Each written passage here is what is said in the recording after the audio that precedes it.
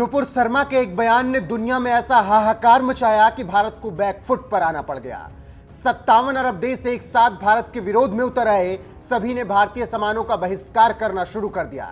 अंतर्राष्ट्रीय मानकों को धता बताकर भारत पर चढ़ाई करने के लिए देश तैयार खड़े थे, लेकिन बीजेपी सरकार ने नुपुर शर्मा को निलंबित कर मामला शांत करने की तरफ कदम बढ़ाया। किसी तरह अरब देश चुप हुए, लेकिन भारत देश में खूब हिंसा हुई। लेकिन इन सब के बीच एक बार फिर से भारत का और मोदी का भावकाल देखने को मिला है, क्योंकि जो कुवैत भारत के विरोध में खूब उड़ रहा था, अब वो भारत के गोबर के आगे सर झुकाए खड़ा है। सीधे शब्दों में समझाएं तो भारत और मोदी न झुके थे न झुकेंगे। बाकी खबर यह है कि कुवैत को गोबर की जरूरत है, क्योंकि उसे खजूर का उत्पादन बढ़ाना है। अब कुवैत की इस जरूरत को पूरा करने के लिए भारत देश सामने खड़ा है और 192 मीट्रिक टन गाय का गोबर भेजने की तैयारी में है। दुनिया जानती है कि कृषि क्षेत्र में पशु उत्पादों के निर्यात मामले में भारत पहले से ही एक बड़ा हब रहा है। अब इस्लामी मुल्क कुवैत को एक वैज्ञानिक रिसर्च में पता चला है कि फसलों के लिए गाय का गोबर काफी उपयोगी होता है, तो वो भारत के पीछे आकर खड़ा हो गया और गोबर के लिए मोदी से मदद मांगने लगा। जिसके बाद भारत ने हामी भर ली और बता दिया ये देश किसी बात का बवंडर नहीं बनाता है और हर मुद्दे पर सोच समझकर फैसला लेता है।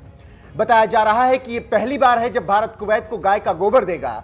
भारत इससे पहले पशु उत्पादों में मांस और पशुओं के खाल के अलावा दूध और दूध से बने प्रोडक्ट्स का निर्यात करता रहा है, लेकिन अब गाय के गोबर का भी निर्यात भारत करेगा और विदेशों में ये गोबर फसल का उत्पादन बढ़ाने में काम आएंगे।